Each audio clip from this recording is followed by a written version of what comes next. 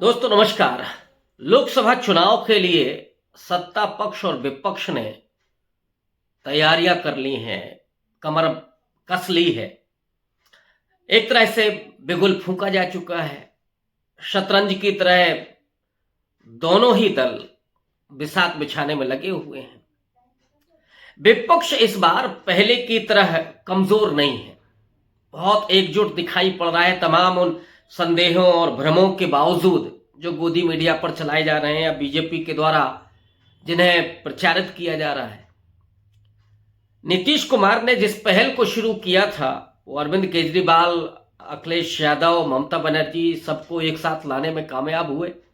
और दूसरी तरफ कांग्रेस पार्टी की जो केंद्रीय लीडरशिप है उसने सत्ता के किसी भी मोह से अपने आप को दूर रखकर संघर्ष का रास्ता चुना। मल्लिकार्जुन खड़गे उनके राष्ट्रीय अध्यक्ष हैं, एक दलित चेहरा। राहुल गांधी ने भारत जोड़ो यात्रा के जरिए इस देश में विपक्ष की आवाज को, विपक्ष के एजेंडे को, जनता के सवालों को बड़ी मजबूती के साथ उठाया और एक ऐसा माहौल क्रिएट किया कि जिसमें लोग इस सत्ता के हनक, सत्ता की तानाशाही भरे रवैये, भय और नफरत की राजनीति से थोड़ा सा दूर जाते हुए दिखाई पड़े।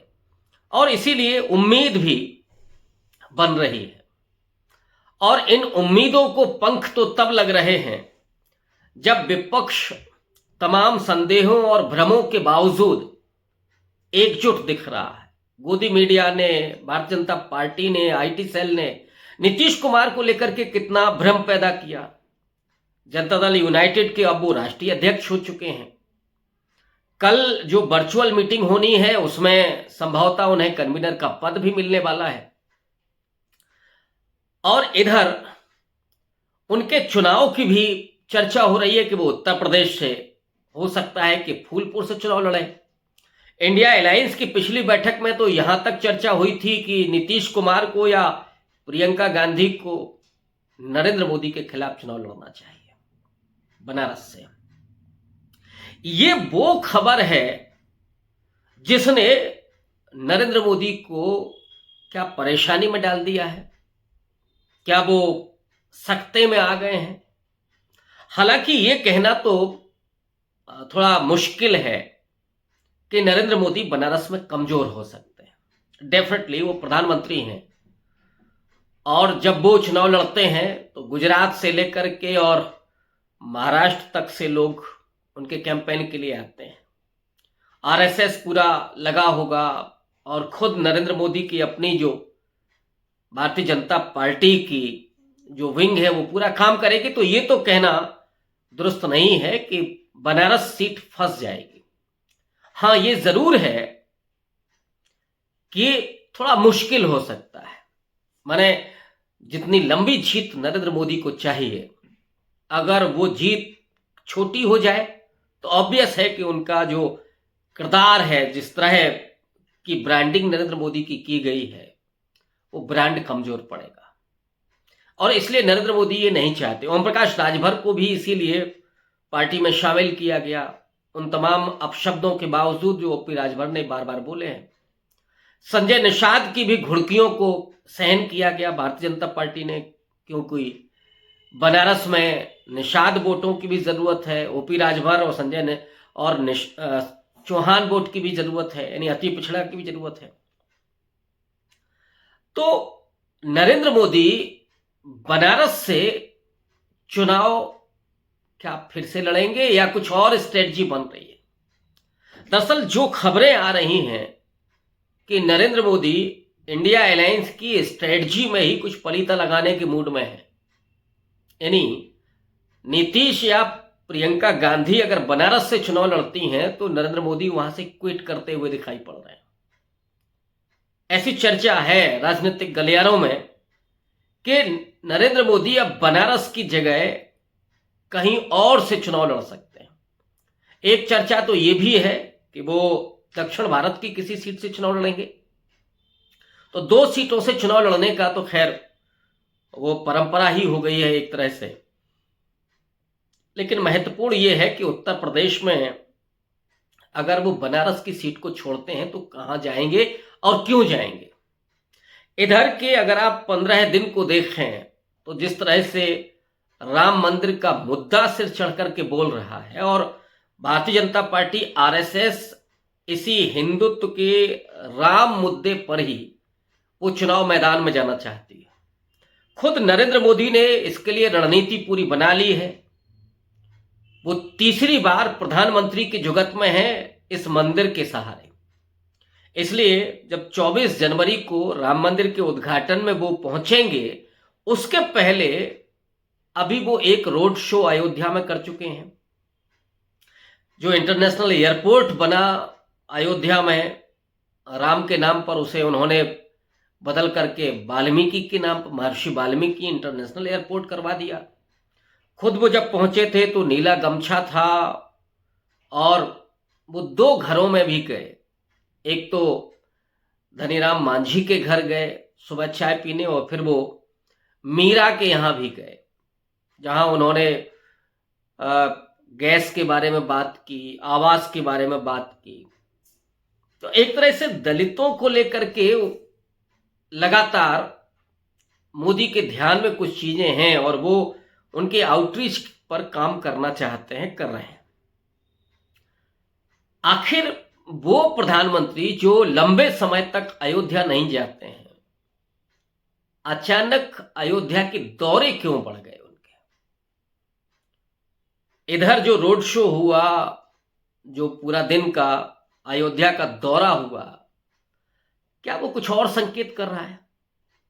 दरअसल राजनीतिक गलियारों में चर्चा ये है कि अब बनारस की जगह है नरेंद्र मोदी अयोध्या की तरफ कूच करना चाहते हैं।